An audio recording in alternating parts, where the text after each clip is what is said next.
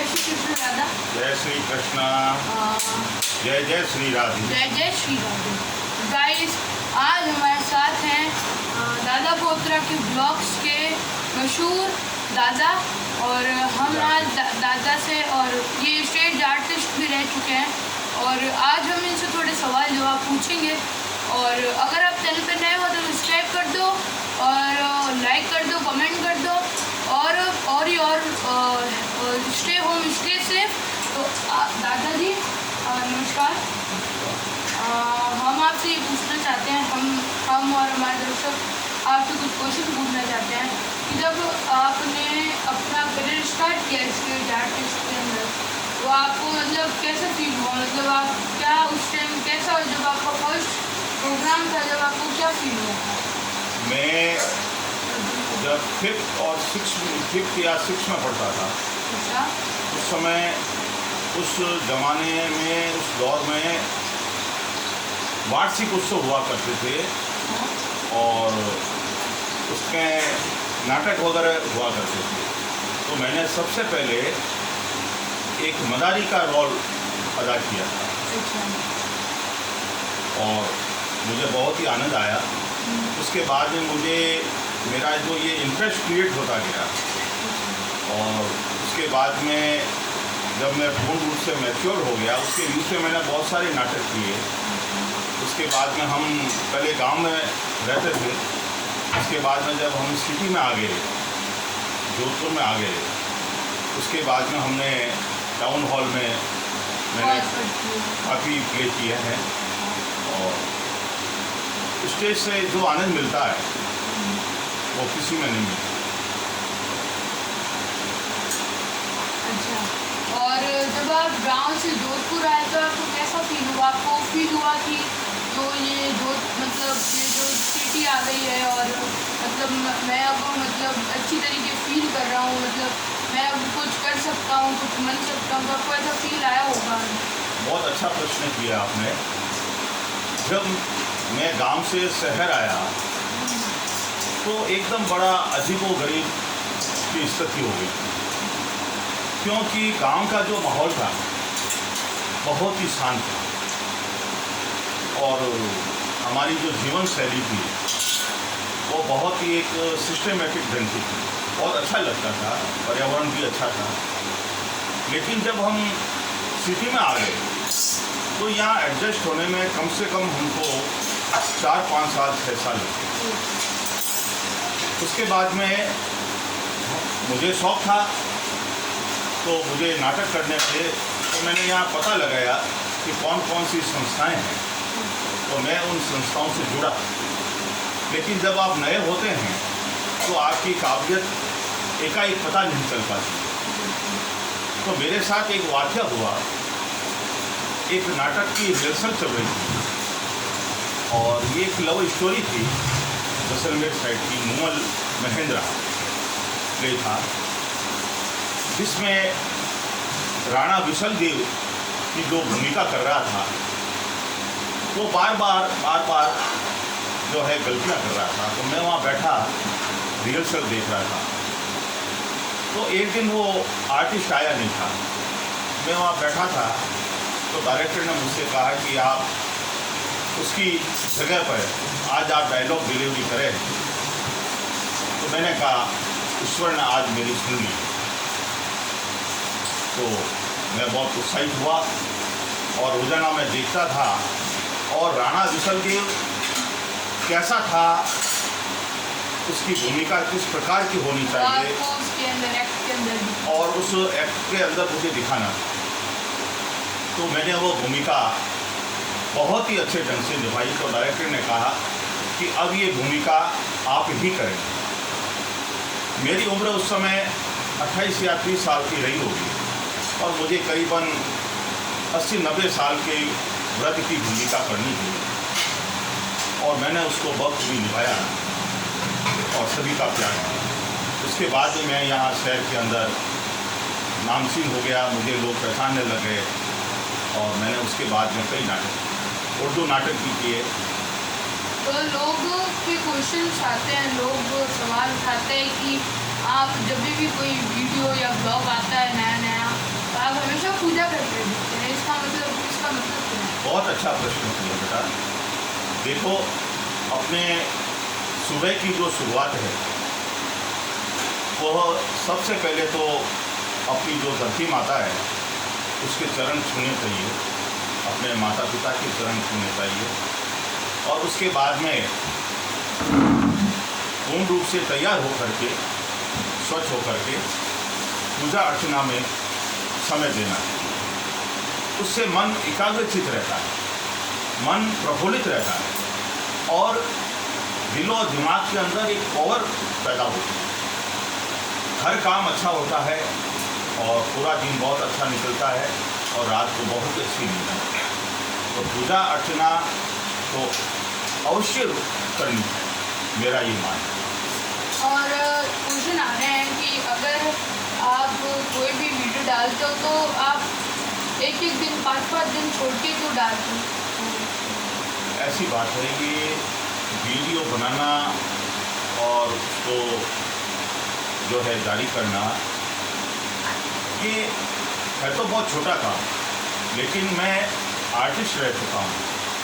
Video तो हम बैठे बैठे भी ऐसे ही बना सकते हैं, लेकिन जब आप मुझे कहते हैं कि दादा वीडियो बनाना है, तो मैं सब्जेक्ट के बारे में सोचता हूँ कि भाई लोगों को एक अच्छा संदेश जाए देश हित के बारे में। अभी जैसे कोरोना काल चल रहा है, महामारी चल रही है, तो इसमें लोगों का संबल कैसे बढ़े, है ना।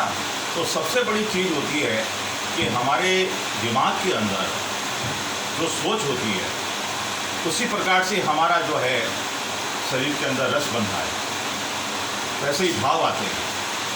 हो सकता है कि हमारे अच्छे भाव हों, अच्छे विचार हों, सकारात्मक विचार हों, है ना, तो हम स्वस्थ रहें। यही एक सबसे बड़ा कारण है कि 3-4 दिन मुझे सोचने में लग जाते हैं और अच्छा से अच्छा हम पेश करने का प्रयास करें, यही। और एक और क्वेश्चन पूछना था कि हमने सुना है कि आप मतलब आपके ज़माने के मतलब आप जब जो यंग एज होती है उसके अंदर आप कोर्ट के अंदर क्या काम करते थे? और मतलब देखो, ये तो नौकरी है, नौकरी में तो आपको बहुत काम करना पड़ता है, जैसी सर्विस होती है उसके हिसाब से काम करना पड़ता है, जैसा पद होता है उसके अनुरूप काम करना पड़ता अच्छा। और कुछ जनों ने कहा है कि आपकी आवाज़ बिल्कुल मोदी जैसी है, तो उनके बारे में आप क्या कहना चाहेंगे? देखो, मैं कोई मोदी जैसी आवाज़ या मोदी जैसा या ऐसा कुछ नहीं है। हर व्यक्ति खुद अपने आप में होता है। अब लगने में लगता होगा, लेकिन मैं अपने आप को केवल, मैं स्वयं अपने आप को एक अपने नाम से पहचानता हूँ और खुद अपने आप में ही मदमस्त रहता हूँ, है ना। मोदी जी हमारे देश के प्रधानमंत्री हैं, उनका व्यक्तित्व है और वो देश के लिए बहुत अच्छा काम कर रहे हैं। और अभी कोरोना काल में आप देखिएगा कि ऐसा लग रहा है कि कुछ नहीं हो रहा है या केंद्र सरकार कुछ नहीं कर रही है। ऐसा बिल्कुल भी नहीं है। केंद्र सरकार पूर्ण रूप से प्रयासरत है। प्रधानमंत्री के पास हजारों काम होते हैं, एक एक सेकंड महत्वपूर्ण होता है। तो मोदी जी रात और दिन लगे हुए हैं और बहुत जल्दी हम इस महामारी पर काबू पा लेंगे, आप निश्चिंत रहिए। देखो, जब घटनाएं होती है, महामारी आती है, तो मौतें भी होती है, कई तकलीफ़ें भी आती है ना, आर्थिक स्थिति भी डावाडोल हो जाती है। तो प्रधानमंत्री को केवल एक सब्जेक्ट पर ही नहीं सोचना है, उसको तो देश को संभालना है, हर चीज़ को संभालना है, हर वस्तु स्थिति को नज़दीकी से देख करके उसका समस्या का समाधान कैसे हो। एक समस्या नहीं है हमारे देश के अंदर। देश की आज़ादी के बाद से अभी तक हजारों समस्याएं हैं। ये समस्याएं अभी तक 2%, 10%, कहीं 20%, कहीं 40% कम हुई। इसका एक सबसे बड़ा कारण है, मैं कहते हुए मुझे बड़ी मतलब यूँ शर्म आती है कि अधिकतर कह रहा हूँ, सभी के लिए नहीं, हमारे देश के नागरिक उनके जो विचार हैं वो केवल सरकार से पाने की बात करते हैं। मैंने इतिहास में पढ़ा था एक बार कि फ्रांस में श्रमिकों ने हड़ताल की काफ़ी दिनों तक। तो उन्होंने हड़ताल कैसे की? वे अधिक से अधिक काम करने लगे, मतलब रात और दिन काम करके देश की आर्थिक स्थिति को मजबूत बना दिया। देखिए आप, हड़ताल का मैंने ये पहला स्वरूप देखा कि अपने देश के लिए हड़ताल, शब्द था हड़ताल के, श्रमिक हड़ताल पर हैं, है ना।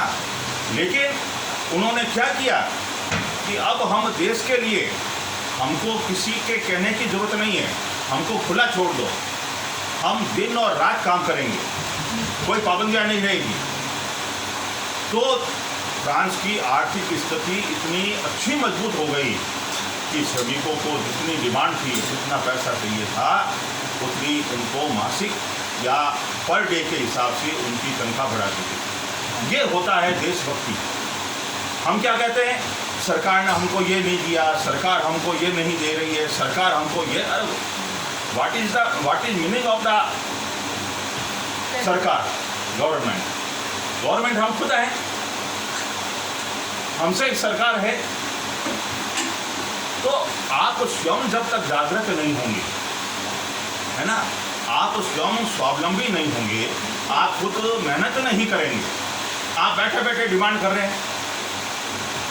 हैं, ये नहीं होता है। अपने देश हित के लिए, जैसा मैं बार बार कह चुका हूँ, आप अभी किसी प्रकार की डिमांड मत कीजिए। अभी ज़रूरत है ऑक्सीजन की, अच्छे अस्पतालों की, सुविधाओं की, जो भी मेडिसिन है अभी कोरोना की उपलब्ध हैं उनकी, और सभी के सहयोग की आवश्यकता है ना। जो उद्योगपति हैं आगे आए, खोल दे अपना पिटारा और देश के लिए समर्पित हो जाएं। आप देखिए, कुछ चंद दिनों के बाद ये कोरोना मुक्त हमारा भारत हो सकता है, अगर हम ये पूर्ण रूप से दृढ़ संकल्प करें। क्या बात करते हैं आप? हमारे अंदर अब जरूरत है वो देशभक्ति का भाव जागृत करें। वो जब तक नहीं आएगा तब तक हम रोना रोते रहेंगे। ऑक्सीजन नहीं आ रही है, ये नहीं हो रहा है, मानते हैं कमी है, एकदम हम इतने उपलब्ध नहीं करा सकते। भारत की जनता की जनसंख्या कोई दूसरे देशों की अपेक्षा बहुत ज़्यादा है ना, तो संसाधन जुटाने में समय लगता है ना। तो मेरा कहने का मतलब ये है कि मोदी जी और जितनी भी राज्य सरकारें हैं, मैं किसी भी दल की बात नहीं करता, अभी दलगत राजनीति से ऊपर उठ कर के बात करनी है ना। सभी को एकजुट होना है, एक दूसरे की क्रिटिसाइज नहीं करनी है, आप साथ दीजिए एक दूसरे का। और जी मुझे एक क्वेश्चन पूछना था कि आप जब स्टेट जस्टिस में रहे थे, तो जब आप छोटे थे और तब आपकी फैमिली से सपोर्ट आ रहा था या नहीं आ रहा था, वो जरूर आप दर्शक। ये देखिए, फैमिली का सपोर्ट, मेरे पिताजी का बहुत सपोर्ट मिला। मेरे पिताजी को खुद अच्छे आर्टिस्ट थे और उनको इतना शौक था कि वो कहा करते थे कि हमारे ज़माने में कलाकार को अभिनय करने के साथ साथ गाना भी पड़ता था, और उस समय लाउड स्पीकर नहीं हुआ करते थे, यानी कि माइक वगैरह भी नहीं हुआ करते थे। तो वो जितनी कड़ी मेहनत करते थे वो मुझे सिखाते थे कि हम इस तरह से मेहनत करते थे, है ना। 2-2 महीना 3-3 महीना रिहर्सल चलती थी, उसके बाद में, है ना, वो फ्लोर पे आता था नाटक। तो कहने का मतलब ये है कि नाटक जो है विद्या, ये बहुत ही अच्छी विद्या है। इससे मानसिक कसरत भी होती है, आपकी जो है याददाश्त बढ़ती है और एक अच्छा जीवन संवर जाता है, अच्छा लगता है, स्वस्थ रहते हैं। और अब इस मीटिंग को यहाँ पे एंड करना पड़ेगा क्योंकि बहुत ही समय हो चुका है। तो मैं दर्शकों को आपको बताना चाहता हूँ कि जो हमारे दादा हैं वो बहुत ही मतलब हमारे गली के नामचीन हैं। और अगर कोई बाहर के लोग देख रहे हैं, प्लीज़ हमारे वीडियो को सब्सक्राइब कर दो। नीचे जो लाल कलर का सब्सक्राइब बटन दिख रहा है उसको भी दबा दो ताकि हम जो भी वीडियो दें तो उससे पहले पहुँचें। और हम आज तो ब्लॉग नहीं डाल पाया, सॉरी, पर आज वीडियो आ गई है आपके लोगों के लिए, तो डेली वीडियो आती रहेगी। और पहली बात यह है कि जो ये जंग लड़ रहे हैं हम कोरोना के खिलाफ, हम एक ना एक दिन उसके जंग के खिलाफ काबू पा लेंगे। मैं भारत की जनता के लिए एक संदेश देना बिल्कुल चाहता बिल्कुल बिल्कुल आप ही हूँ। दें। मैं भारत की जनता को ये संदेश देना चाहता हूँ कि मेरा हाथ जोड़कर आप सभी से विनम्र निवेदन है कि इस कोरोना महामारी में आप सभी तन मन धन से सहयोग करें। बिल्कुल किसी भी सरकार की आलोचना न करके हमें स्वयं द्वारा क्या कर सकते हैं क्या बात। ये विचार कीजिए। जितनी हो सके आप एक दूसरे की मदद कीजिए और इससे मुक्त होने के लिए ज़्यादा से ज़्यादा आप घर में रहिए, है ना। घर में रह करके हम सुरक्षित रह सकते हैं और सहयोग भी कर सकते हैं। बार बार आप हाथ धोइए, सैनिटाइज कीजिए और स्वच्छता का पूर्ण ध्यान रखिए। और सबसे बड़ी बात, आप मदमस्त रहिए, आप खुश रहिए, है ना। तो जितना आप खुश रहेंगे, अपने हाल में मस्त रहेंगे, सबका सहयोग करेंगे तो आपको बहुत ही बड़ी खुशी होगी।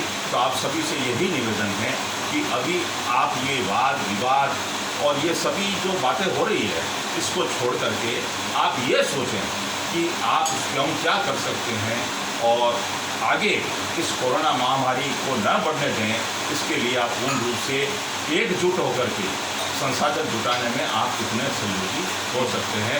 जय हिंद, जय भारत। और गाइस प्लीज़ पुलिस वालों को सपोर्ट कीजिए, डॉक्टर कर्मचारी वगैरह जो भी है प्लीज़ आप उनको सपोर्ट कीजिए। क्योंकि आज अगर वो नहीं होता है ना गाइस, तो आज जो ये कोरोना के केसेस जो आ रहे भी है ना वो उससे डबल आते, जो सही है ना। क्योंकि गाइस जो अपन की सेवा में एकजुट होकर लड़ रहे थे, आपने देखा होगा जो ये मोदी जी ने 21 दिन का लॉकडाउन लगाया था पिछले साल, उसके अंदर डॉक्टर वगैरह बहुत मेहनत कर रहे थे, बहुत ज़्यादा मेहनत कर रहे हैं। आज भी कर रहे हैं। आज हमारी पुलिस बिल्कुल डॉक्टर, है ना, और ये क्या नाम, नर्से बिल्कुल जितनी भी, ये सब जो है रात और दिन जुटे हुए हैं। गाइस। क्या इनके परिवार नहीं है, इनके बच्चे नहीं हैं? ये हमारे लिए कर रहे हैं। लेकिन हमारी जनता समझ नहीं पा रही है। जब आपको 3 घंटे की या 4 घंटे की जो छोड़ दिए वो किस लिए दिए कि ज़रूरत हो तो आप बाहर जाइए, सामान लेकर के सीधे ले आइए। कुछ लोग थैला लेकर के बहाना बना करके यूँ चले जाते हैं कि पुलिस वाले रोकेंगे तो क्या कहेंगे, हम सामान लेने गए थे। वो ये कहते थे कि हम मॉर्निंग ऐसा वॉक क्या पे ले जा रहे है? हैं। बाहर जाना जरूरी नहीं है। आपको ज़रूरत है तो आप आज में नज़दीकी दुकान, जहाँ नज़दीकी दुकान, घूमने के लिए थोड़ी निकलें। आप 2 मिनट 5 मिनट में वापस आ जाइए और आकर के तुरंत हाथ धोइए, सैनिटाइज कीजिए। क्या बात करते हैं आप? तो आप इसका मिसयूज़ नहीं करें। ये लोग अपने लिए, अपने हित के लिए ही काम कर रहे हैं। इनका सहयोग कीजिए, हौसला बुलंद कीजिए। और गाइज अगर आपको कोरोना के सिम्टम्स आ रहे हैं तो मोदी जी, अशोक गहलोत, जो भी हमारे राजनीतिक मतलब जो संस्थाएं हैं और वगैरह वगैरह, जो भी प्राइम मिनिस्टर, सीएम वगैरह, वो हमारे लिए हम राजस्थान के हैं तो हमारे मुख्यमंत्री जी बहुत ही संवेदनशील हैं और बहुत ही अच्छा काम कर रहे हैं और सिस्टमेटिक ढंग से काम कर रहे हैं और रोज़ाना जो है फीडबैक ले रहे हैं और समय काल और परिस्थितियों को देखते हुए वो बिल्कुल स्थिति को संभाले हुए हैं।